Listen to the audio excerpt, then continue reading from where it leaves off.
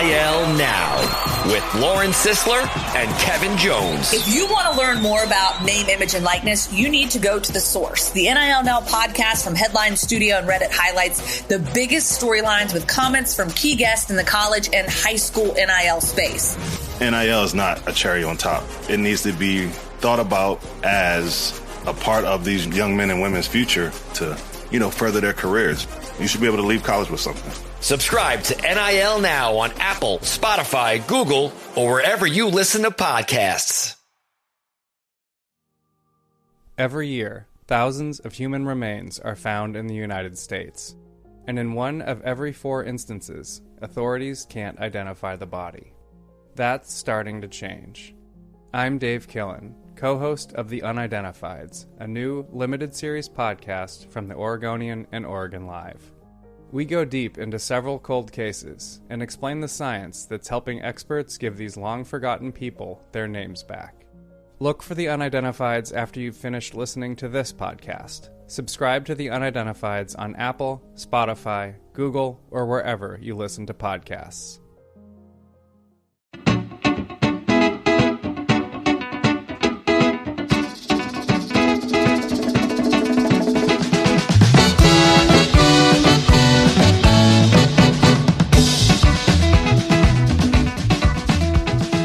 Time for this week's edition of the Terry's Talkin podcast. I'm David Campbell, sports manager at cleveland.com. And Terry Pluto is joining me, award-winning columnist for the Plain Dealer and cleveland.com. How you doing, Terry? I'm doing well. I'm going to the game. This is Tuesday night, so the weather looks perfect, and maybe they'll score 3 runs. Yeah, it was one of those days where you walk outside and you're like, oh, I'd love to be like shagging fly balls today. Did you shag a lot of fly balls when you were a kid? You must have, right? Oh, yeah. I know you're a baseball player. I love to play. I mean, when I was a little kid, throw a rubber ball against the wall, just catch it. So draw the box on there. Yeah, I made up, and also just kind of made up games in my head. So it was fun. I wonder if anybody does that anymore. Yeah, it's weird. You drive around, you don't see kids like playing baseball anymore just for fun. It's all organized with uniforms. No. Yeah. So it's kind of sad. That would be. It's kind of all basketball now. So, all right. Well, let's talk some baseball, Terry. The Guardians struggling offensively. They're 16-19 in third place in the division. They're 3 games behind the Twins. With their loss last night, they fell half game behind the Tigers. And weirdly, they are 6-10 at home. What's going on, Terry? What are you seeing here in terms of the offensive lack of production? I mean, let me try this, David. What do you say is going right, period, with the team? What would you say is going right? The pitching, right? Like the starting pitching, they're holding it together as best they can. It could be a lot worse, right? The influx of kids, because Savali got hurt so long ago. Plesac was terrible. It's interesting to look at. Plesac was terrible up there. He goes down and throws first game at Columbus, and then gave up 1 run in 6 innings. There is a huge gap between AAA and the big leagues. And you see it often when somebody like that, because I doubt that Plesac suddenly went down there, figured out a bunch of things, and just dazzled them, and you could just bring them back. But when you think about, there's had no McKenzie, basically no Savali. Plesac's been awful.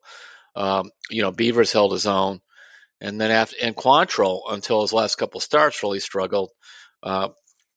Just based on that alone, I would have thought they might be worse than 16-19. I'm not trying to say turn that frown upside down. I'm just saying this is a team that relies on pitching. But they've been fortunate. I mean, I was there Friday night when Bettenfield pitched, and he doesn't have great stuff, but that was masterful. I mean, he worked the corners. He looked like a veteran starter. I mean, we'll see if this continues, but I think he's only had 1 bad outing. Probably Bybee, that was probably the worst game he had as a pro. It's hard to remember. The guy's only in his 2nd pro season. Which is really something, isn't it, with the composure and everything we're seeing from him? Mm-hmm. And then Logan Allen, we talked last week about the problems he had going from AA to AAA, and how Rob Ciferlio said he's the farm director for Cleveland. He said that some of these pitchers, it's not a big deal, and for others it is. It has to do with, I don't understand why they use a different baseball at AAA and the majors than they do in the AA and below in the minors. And so sometimes you see a guy go up from Double A to Triple A, and you think it's the hitters, and really it has to do with where the seams are and his throwing his breaking ball. Serfolio told me a lot more about this than I really needed to know, other than the ball's different. And he just thought that Allen would come back strong this year, and he has. So they have though, and then you turn around and you look in the minors. They have Gavin Williams and Joey Cantillo. Cantillo is a guy that he's just blowing people away at Double A. He is a guy that they also got in from San Diego, one of those trades. So they just keep coming up with pitchers and pitchers. But here's the problem, Dave. When you look for hitters, you find not much in the minors to go to. no, Yeah, not in the upper levels. So the Guardians' batting average, I think, is the third worst in the major leagues at what, 223? I think the Twins are the worst, oddly enough, at 220, and they're still in first place. So I mean, that's the great thing about being in this division, Terry. Every year, is you're never really out of it this early. But like you said, the guys they have on the roster have got to hit better. I mean, that's the only way they're going to get out of this. And one of those that I know we want to talk about is Mike Zunino, because yes, there were defensive issues when they brought him in, but they thought they were going to get more offense than they're getting out of him, didn't they? Well, how do you feel about 6 for 47 with 26 strikeouts? I know a lot of catchers who could do that. Including Austin Hedges, who wouldn't let every ball that bounces in the dirt get by him. Yes, he is. I mean, right now his batting average is down to 187, but he's just been falling and falling. I don't know if he's not really healthy or what, but there's something wrong with him. Now, I did look, and I was a little surprised by this. In 2020, Zunino led the league with 10 pass balls. In 2021, basically, let me try this again. In 2020, when they played only 60 games, he led the league with 5 pass balls. In 21, he led the league with 10 pass balls. Last year, he didn't play that many games because he was hurt, and right now he leads the league with 3 pass balls. And wild pitches, he gives up a ton. He doesn't do a good job back there. And, he doesn't throw very many people out. Now, they keep saying he's good working with the pitchers and calling the game, and that may be true. But this is something I will find it hard to believe. Francona, who always talked about catching be a defensive position in that they're going to put up with this for a long time. Well, Terry, that raises the question. I mean, we'll talk about Oscar Gonzalez in a minute, but part of the reason they sent him down was because he was platooning, and there's a fine line between giving a guy so many at bats that they hurt you and so many at bats that they can get back into the swing. But like with Mike, the Guardians started the season with 3 catchers because they kind of knew that this might come up. So if you're Terry Francona, how many games a week are you playing Zunino at this point? Because you don't want to take all his at-bats away. You want to let him work through this, but it's getting to the point where it's hurting, isn't it? Yeah, I think it is. Well, the big discussion, they have all these marginal guys, behind him. The big discussion is Bo Naylor. Right now, Naylor's hitting 261, 917 OPS at Columbus, 7 homers, 26 RBIs. Now, keep in mind that there's a big gap. And guys and that's a nice park to hit it. He's only thrown out 2 out of 30 stolen base runners. I was shocked. I double checked that. Of course, right now bases are being stolen like crazy because you can't throw over there a bunch of times. The bases are bigger, etc. I mean, Zunino's thrown out. Looks like he's thrown out like 4 out of 25. So he's not throwing anybody out either. But if I recall, Naylor was pretty good about blocking balls and that kind of stuff. So there was a game the other day, I think it was when they were in Boston, and it was one of the 10th inning games. So Clase comes in the game. There's a guy in second base. He throws a high fastball. It goes off of Zunino's glove. He should have caught it. Now there's a runner on third. Nobody out. And they end up losing that game. I mean, that's not the only reason, but catch the ball. Block the ball. I'm sure this is driving Sandy Alomar nuts Because if you've looked, like Luke Maley last year was good behind the plate, Austin Hedges, you could just go down, Roberto Perez, Yan Gomes, all these guys were pretty good catchers. And some of them, like Yan Gomes, wasn't even much of a catcher until he came to Cleveland. They taught him to catch here. So this is, and Zunino's no kid. There's a lot more wrong going on, but I guess this is like, to me, something that you could look at and you could fix. Defensively. Yeah. Yeah. Find somebody. If he can't do it, find somebody else. So what are you doing, Terry? Like, are you bringing up Bo Naylor? Are you leaving him in the minors? Are you like, if you have 7 games in a week, how many are you going to play Mike Zunino going this next week here? What would you do? I mean, to me, you could bring up Naylor and play him 2 or 3 a week and play Zunino the rest. You could split it for a while and see how it goes. You can do that. Sure. You've tried everybody else. You try all kinds of people. I mean, this is the great land of opportunity at Progressive Field. I mean, they just bring them in here. Take a look at them. And how much worse can it get, really? I mean, if you look at it. Well, and also you think he's a catcher of your future. It may be time to accelerate that. And then if he struggles, you can go shopping probably for some guy who could block the ball in the dirt. There's probably somebody out there. I mean, Luke Maley, I looked at right now with the Reds. He's 7 for 28. He's not catching that much. I mean, you know, he would look like Sandy Alomar compared to what we've been watching. So that's my rant about the rest of this. But when you look at it, you go around the diamond. I'm hoping Jimenez starts to hit because he's not hit the ball hard or anything. This looks a little bit like what he was hitting when he first came up 2 years ago when he was struggling. Now, I don't think that's going to be the case, but boy, I'm sure they expected more of him. And well, do you want to do Jimenez right now? Let's get into this a little bit. I was interested. I was in Fangraphs kind of poking around because I wanted to see, like, there's kind of 2 parts of hitting, right, Terry? There's pitch selection, and then there's when you put the ball in, when you put contact on the ball, like how hard are you hitting it, right? Jimenez last season, his batted balls in play. Yeah. Right. He batted .353 on batted balls in play last season. This season, he's batting .263 on batted balls in play. You know, his walk ratio went from 6.1% to 5.1%, and his strikeout percentage went from 20% on the 19 this season. So, I mean, yes, those are a slight decline, but that's 90 points on the batted balls in play, which tells us that. And this is the same with Oscar Gonzalez. We can talk about him in a minute, but when they are putting the ball in play, they're not getting it barreled up, right? No. In fact, basically, I was looking at some of this. There is a story on Fangraphs. Basically, well, the guy created an argument that nobody was making.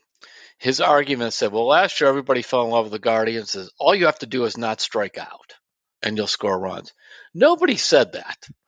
Nobody said that. What we did say was, first of all, excessive strikeouts are excessive strikeouts. And basically, when you're striking out, the best you could hope for is the catcher misses the ball and you get to first base. That's it for striking out.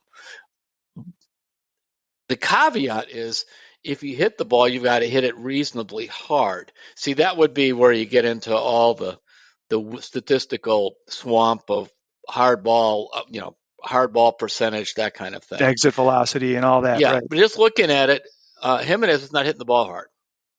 I mean, Jose's not hitting the ball as hard as normal because you could see he hasn't not that many homers, and just they're not getting the doubles. What the Guardians did well last year was hit a whole bunch of doubles, and that would be worth us as we're talking to kind of check out to see, David, is like where they rank.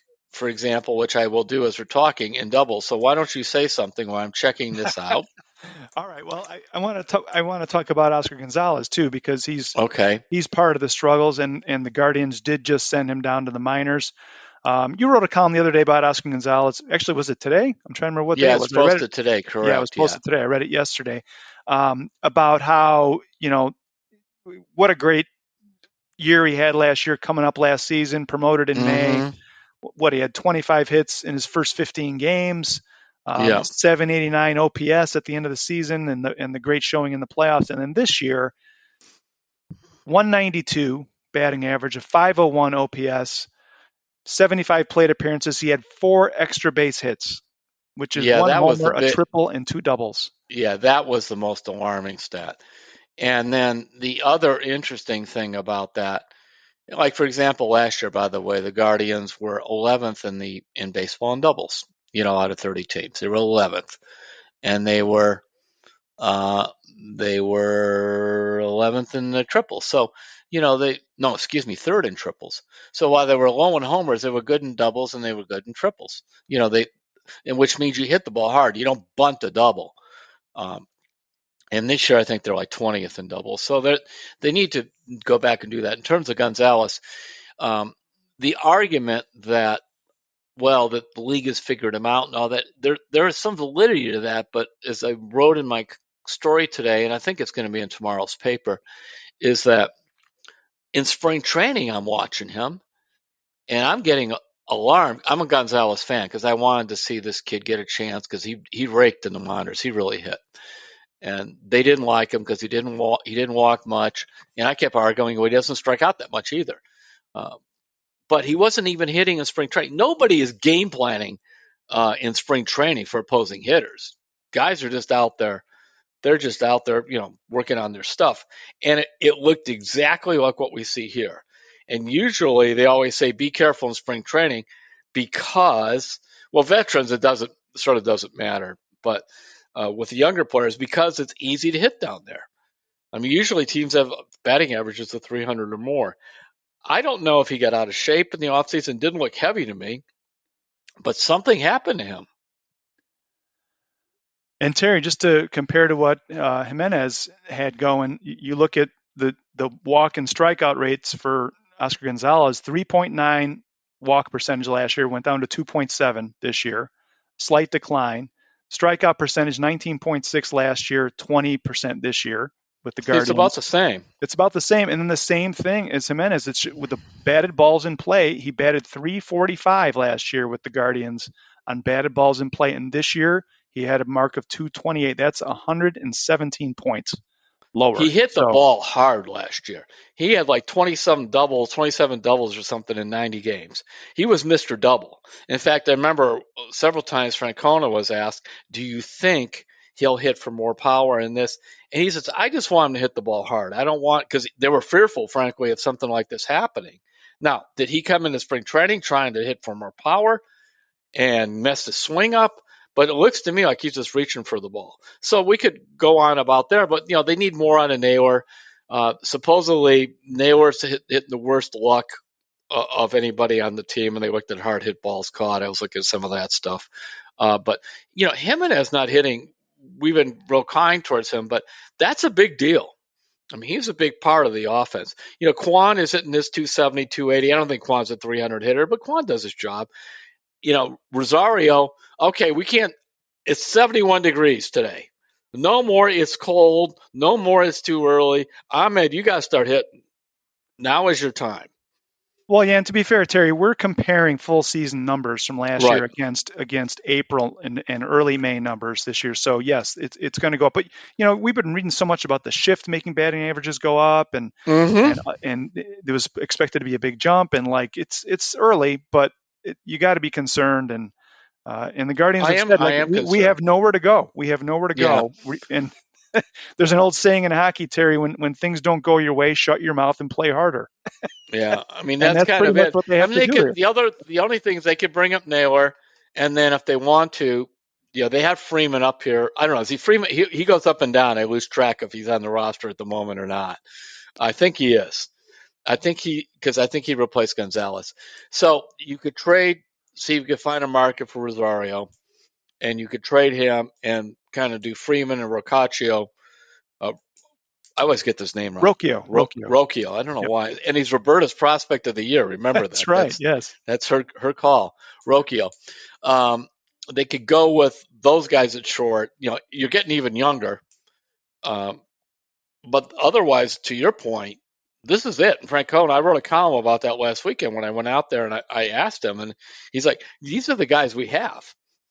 pitching, we could talk about pitching all day. We can find all kinds. We got a lot more starters. They just keep coming. But the hitting, George Valera, who was supposed to be this big prospect, he hurt his hand. He still isn't swinging the bat, or I don't know what he's doing. He's not playing. And the rest of it is just they're here. They rushed a bunch of these guys up here as it was. And so I'm going to look up something because I just was kind of curious on this. And this was my guy where Roberta was all over Rocchio? Quan. Oh, last year. Owen Miller was my guy. Let's see if he's doing anything. And the answer is Owen Miller is batting. You hate when this happens. 291 for the Brewers, playing part-time. OPS 667. No homers, 5 RBIs. He's only put 55 at-bats, but, well, that would have looked pretty good in this team. So, well, Terry, you say you're concerned about the offense. I want to end with a quick question here. We have a letter from Neil Daniels. He's from Jamestown, New York, and he says, Terry, it seems to me that the Guardians have a new kind of outfield problem. 3 good outfielders with no power. I guess that's better than no good outfielders, but still a problem. I think Gonzalez is more likely to become a one-season cult hero than any kind of reliable hitter. What do you think? The analytics people would tell you that's true. I like analytics, but I'm not totally bought into that. My analytics also say that 85% of all hitters go to the minors, go to the minors at least once. And I listed a bunch of big-time hitters that Cleveland had that went to the minors at least once, from Jim Thome to Albert Bell to Rocky Colavito. You just go right down. In fact, the only big exception was Manny Ramirez. He came up and stayed. And so most of these guys end up going back. Kenny Lofton bounced up and down. They just do. I remember Jason Kipnis was one of the exceptions. But if you look at Ramirez, has gone up and down. Jimenez has gone up and down. Naylor's gone up and down. Just all these guys. But I think at this point, what also Francona was making the point of, when you talk about Naylor and you talk about Jimenez and you talk about Straw or some of these other guys, they're old enough. Like, it's time for them to be here and produce.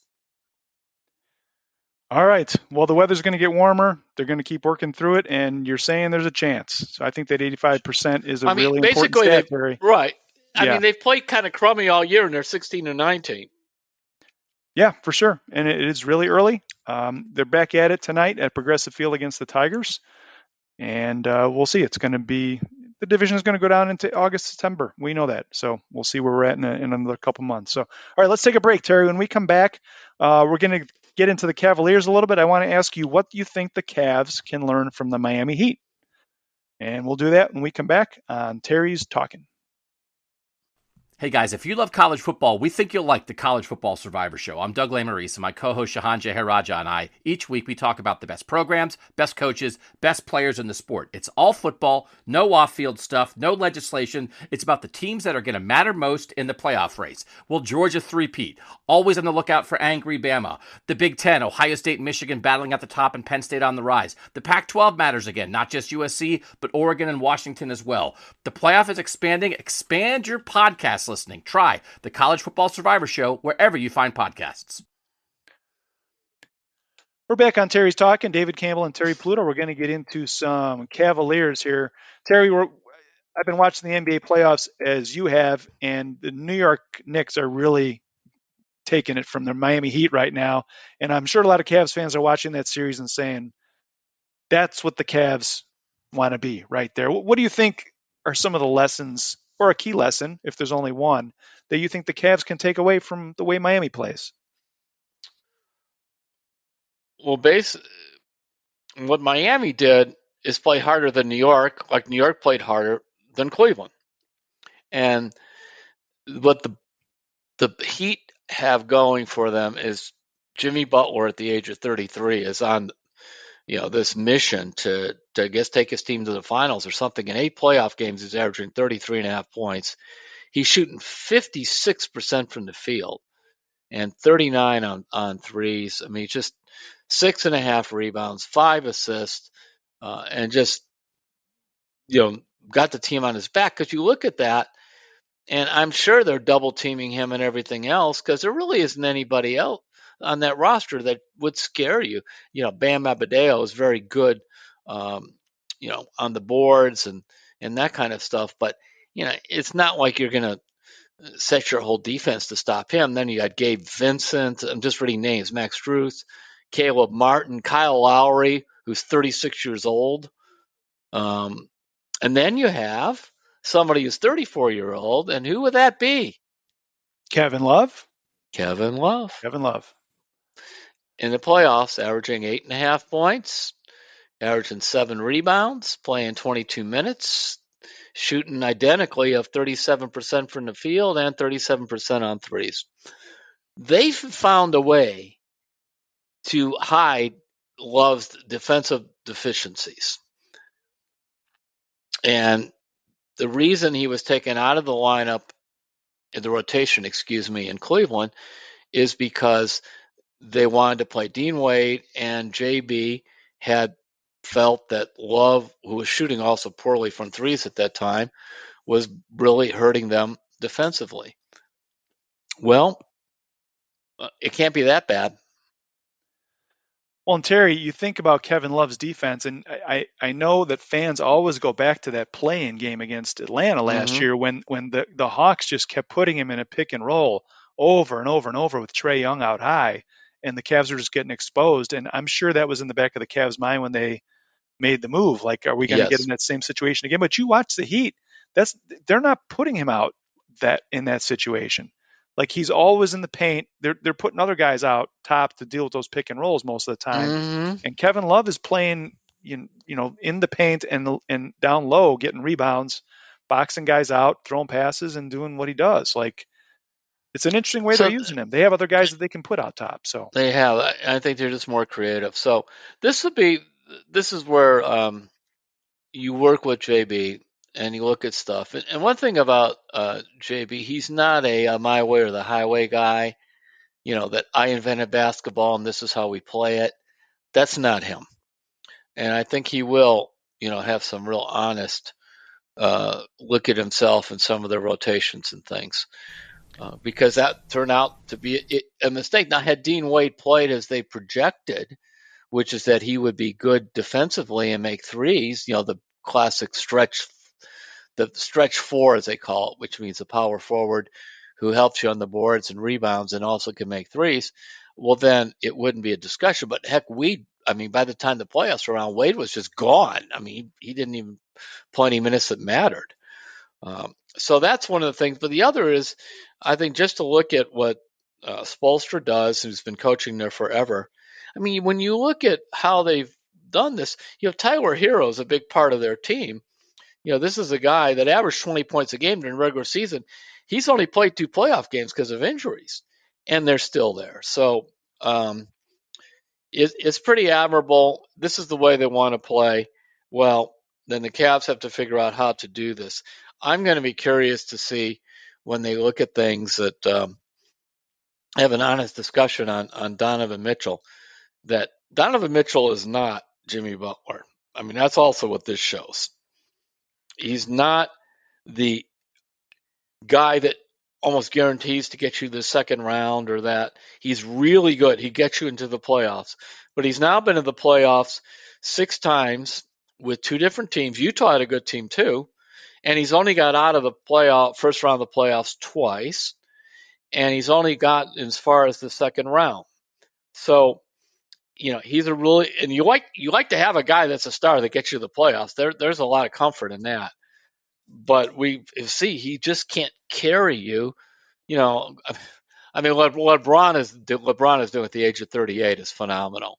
And we saw what Steph Curry has done too with their different teams. And so I'm not saying he should be in that category, but I think they were hoping he would be more like a Butler or one of those players.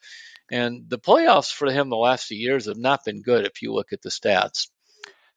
Yeah, Jimmy Watkins, who we work with, Terry, he covers our rivalry beat here at cleveland.com. He wrote a really interesting story about the Heat a couple of months ago about you talked about Spoelstra and the culture they've built there. And I remember part of this story was, we have a culture here, and when you come here, you know what it is. Like, everybody shows up for practice an hour early Mm-hmm. and gets in pre-practice work. Like, that's what they do.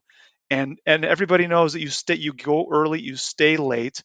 And Jimmy Butler like embodies that. Somebody asked Spoelstra what Jimmy Butler means to the team, and he said he is everything we are all about in one guy. Yeah. And I think the Cavs can learn from this, from what they're seeing. Getting back to what you were saying, like, if you combine that kind of a culture with your star player, and he can pull everybody along, like, that's where they want to be. And I don't know that Mm-hmm. this was the season that was going to happen, because it was new. The roster was the youngest in the NBA. Like you said, Donovan Mitchell hadn't done it before. But I think as this thing moves along the next couple of years, that's what they strive to be, is where, yes, your star makes shots, but like LeBron, if he's having an off night, he can make the other guys better. And I don't know that Donovan Mitchell was able to do either of those in this playoff series. Is that accurate? Yeah. Other than the one game where they didn't defend Garland very well in New York, and Donovan, I think, had a bunch of assists. To carry the Miami theme farther, it began with Pat Riley when he went there, and they were, really tough. And then Riley begat Spoelstra, like in the Bible. So this one begat that one. But people who know are around LeBron, and I've written this in the past, said the best thing to happen to LeBron in terms of becoming a winning player and getting a little bit off of the whole world revolves around me was going to Miami, because he was, I remember, to quote, I remember Keith Dambrot, who was his high school coach, told me this. He went to Miami, and quote unquote, he was no longer the golden child. And, Dwayne Wade was there, and Bosch was there, and they had the culture you talked about. And he learned how to win those tough playoff games there. And then when he came to Cleveland, you saw him just carry that team 4 straight years to the finals. And the classic line that an executive told me, LeBron's greatest accomplishment. What is it, Terry? Getting the Cleveland the title. He goes, yeah, I guess I would say that, but we also say keeping Kyrie in line for 3 years. And that came out of the Miami thing. And then you turn around and you see he's doing it with the Lakers right now. He's dragging these guys. I mean, you don't know what Anthony Davis is going to do from game to game. And he's just taking them along. And so that's that Miami stuff. And that's what I think what JB is trying to get going here in Cleveland, but they were exposed simply to not being as tough as they thought. Well, and they're seeing what it takes now. So Yep. It's all part of the education. So, Terry, I was thinking next week, maybe each of us can come up with a move that we think the Cavs could make this offseason in terms of adding to the roster. We've been talking a lot here about developing culture and improving the guys you have, but maybe next week we'll each bring that and see if we can come up with and a then move. the discussion of, you have 2 big guys. All of a sudden now, big guys used to be in, now they're out. Now they're back out again. I'm starting to hear, well, maybe the Cavs shouldn't have all these big guys. So we can look at that. In fact, that's one of the columns I'm going to work on, because basically just over the next few weeks, I'm just, as they call it, a series of columns. It says that different themes come up. I'm going to work on that one. All right. Let's move to the Browns, Terry. They are heading into rookie mini camp this weekend. We're going to get our first look on the field at the new guys they brought in. I don't know if you want to do a quick summary of the Browns draft as you see it, and then you kind of have one player that you're calling the sneaky pick of the draft. Yeah, well, I'll just go the sneaky pick, and that's Mitchell from Northwestern. Yes, because first of all, when you look at the Browns' defensive backs, what happens to them? They get hurt. I don't want to talk about this. People talk about Denzel Ward, but other guy, Newsome, gets hurt. They get hurt. Because that's why about game 14, you're out there and you got who is that guy? AJ Green? No, not AJ Green, the receiver. This is like, who is that guy? Playing. There are all these other guys in the defensive backfield. So Mitchell will probably get a chance to play. Secondly, I was told that Schwartz really likes Mitchell because he was very good in press coverage, which Northwestern did not play that much. By the way, you know who Northwestern's defensive coordinator was? No, who? Jim O'Neill. Remember when he was Oh, here yeah. with Mike Pettin and that was a disaster? These guys never go away. They just keep getting other jobs. So, I mean, maybe he's a good college defensive coordinator. I don't know. But he was terrible here. Anyway, so Mitchell is my sneaky guy. And also, he's good on special teams. He was covering kicks and punts. Do you have a sneaky guy?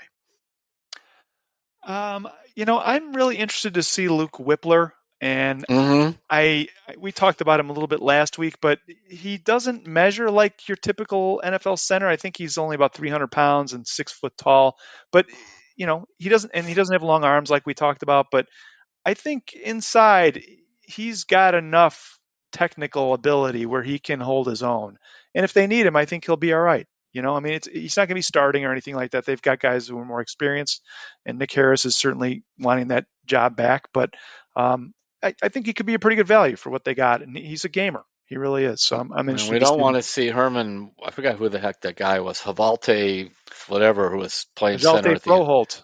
Yeah, we don't see that. I started to say Herman Fontenot. Well, that was not right.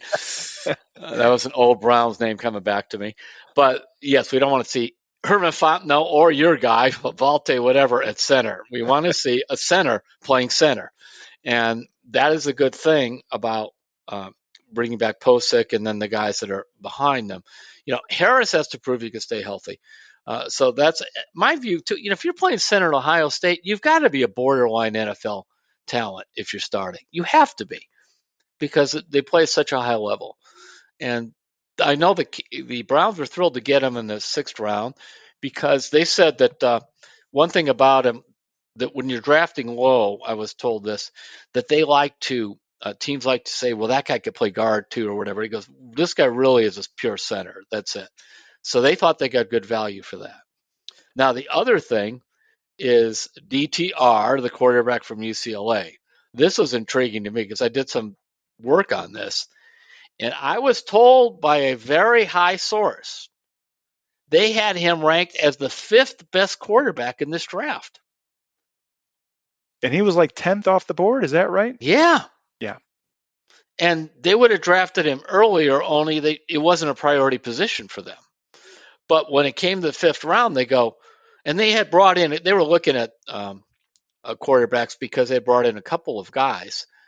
But he was their guy, and they go, we have to take him now. And they have Kellen Mond, and and they've got Dobbs, obviously, as the backup. But they think this kid can develop into one of these guys that plays in the NFL a long time. Maybe Jacoby Brissett type or something like that. If nothing else, as a source also told me, we have him a year or two, and if he ends up being, okay, and then we have, say, Watson continues to play well, you could trade this guy for something. These guys bounce around. If you look like you could play at all in the NFL as a quarterback, there's value. But they really believe now. A lot of like Dane Buer, who I like as a draft expert, and a couple others, they don't like him. They say he bolts out of the pocket too soon. He's very athletic, but seems sort of skittish. So I'm anxious to see him, more when they're really playing and tackling.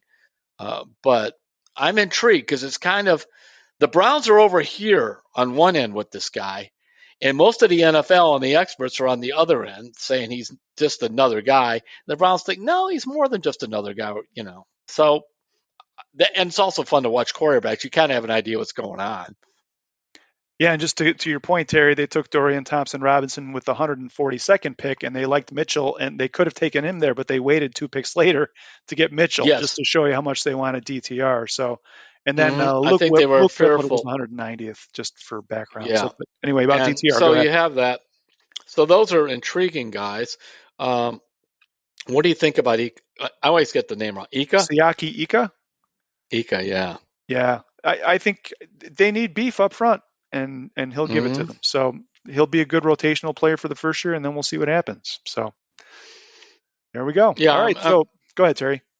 So we'll be, It's always fun this time. We write about a bunch of guys that you probably don't end up seeing a whole lot of later on. But remember this, 15% of all players be drafted between the third and sixth round, and it's almost all the same, end up being viable NFL starters. About 30 to 40% play roles. In other words, more than half of these guys are gone within a few years. And the seventh round is really the numbers are extremely low. That's why Barry almost always trades a seventh rounder. Yeah, speaking of seventh rounder, I learned something during the draft. I don't know if you know this, but I always thought Mr. Irrelevant, the last person taken in the draft, was always called Mr. Irrelevant because it didn't matter, right? But they told the story at the draft. They do the little ceremony at the end, and the people who give the award out said the first year they did it, they interviewed the last pick in the draft, and he said, "It's irrelevant whether I'm the first guy taken or the last. It's irrelevant because I'm gonna be in the NFL." And I thought that was a really nice twist. So there you go. When you think of this last guy in the seventh round, you're still better off drafted in the seventh round than not being drafted at all. Now, some people would argue if you're not drafted at all and you're on the cusp of that, you could kind of pick your team where maybe you have a better chance. Nonetheless, no NFL GM likes cutting his draft picks right after he makes them. There's a lot about Andrew Berry, but you can look at a lot of these guys over the years. They have not liked cutting their draft picks right away. Yep, and most GMs don't. So, all right. So, like we mentioned, rookie minicamp coming up this weekend, and we'll be covering that at cleveland.com/Browns. So be sure to check that out. All right, Terry, we got some Hey Terry questions here. First of all, I want to mention your newsletter. I should have done it at the top of the podcast, but I didn't. Terry has a newsletter. It's basically a compilation of everything he's done. It comes out every Monday, and it's free. And if you want to sign up, all you got to do is go to cleveland.com/newsletters and put in your email. It takes about 20 seconds, and I'm not exaggerating. And if you want to participate in the podcast, the best way to do that is to shoot us an email at sports@cleveland.com, and we will try to get your question or comment on the podcast the next time we have one. So, all right, ready for the first one? Mm-hmm. This one is from David Lucht. He's from Wilmington, North Carolina. He says it's kind of a two-sport question, Terry. Hey, Terry, I've noticed that Emmanuel Clase's cutter/fastball rarely is hitting 100 miles an hour. He's still very effective at 96, 97, but his ability to strike batters out doesn't seem as dominant as it was. Any longer-term worries on him? And then the second part. Okay. No, how's that? I mean, and here's why. As long as he's healthy, I feel good about it. Now and then he's had a few problems. I mean, the guy was just otherworldly last year. But the last time, look, people were complaining about Clase. I think his ERA is 1.8 or something, and it's still. Some of the time they've told him, don't look at the radar gun. Just try to hit your spots. Because a lot of these guys not only mess themselves up by looking at the radar gun and trying to hit 100 or whatever, they get hurt. In fact, Plesac was guilty of this. Francona was talking about this, and I went and asked some more questions. He says, he really looks good in the bullpen.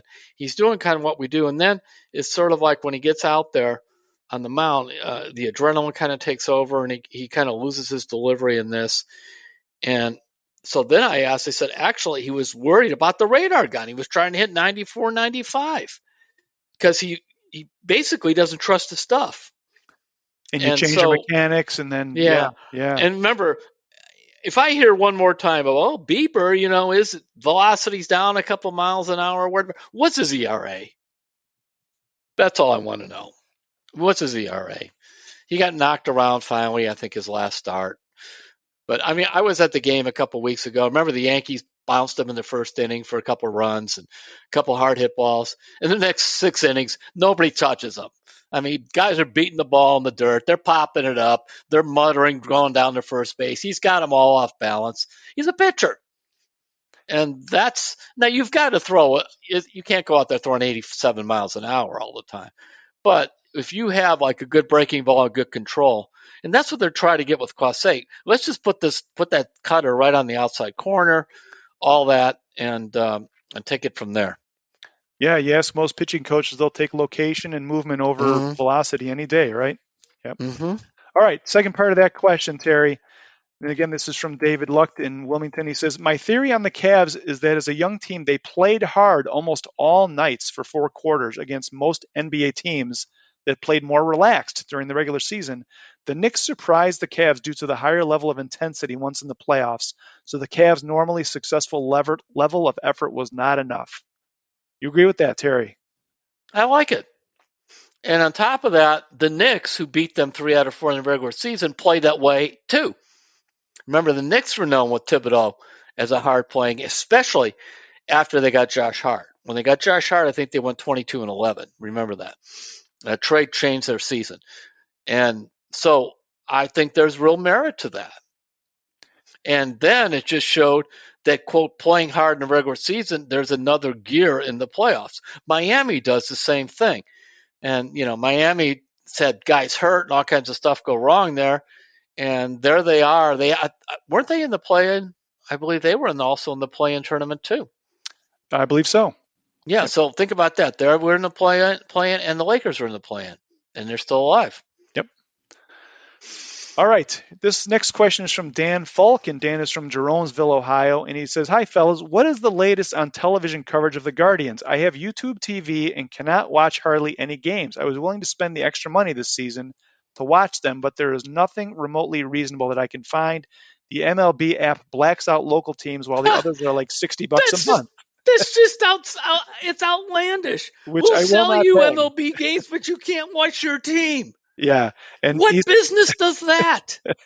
He says that's like this. I'm going to open a Dairy Queen, but we're not going to have ice cream. But come on in and get our burgers. We're going to try pretzels. I mean, are you nuts? Yeah. Go ahead. Terrible. You actually said you know something about Bally's. Probably I do. Let me finish what Dan says. He says, do you have any recommendations or news on future programming? So we do have some information, Dan. He also take says, this one.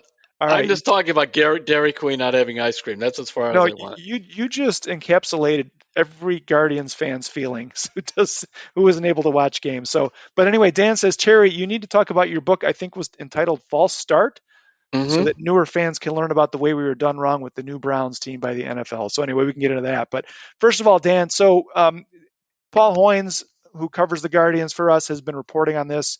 Basically, Diamond, which is, I think it's called Diamond Sports Group, which owns the rights through Bally's, has a bunch of teams. I think they have 14 of the 30 MLB teams.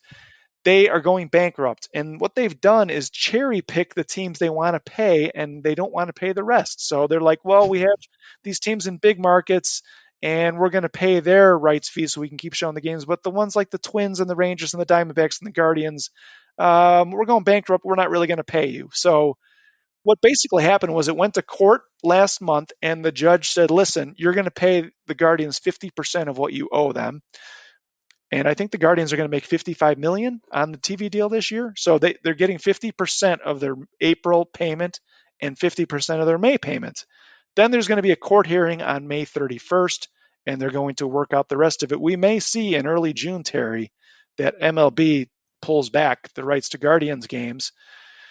And then Dan will be able to watch them through the MLB app, because I think MLB will be distributing the games on MLB Network and through their app, and you can buy them and stream them, and you can do it on any machine you want. So I think a lot of fans would like to see that happen, but that's kind of where it's at, Dan. But I'm with you, Terry.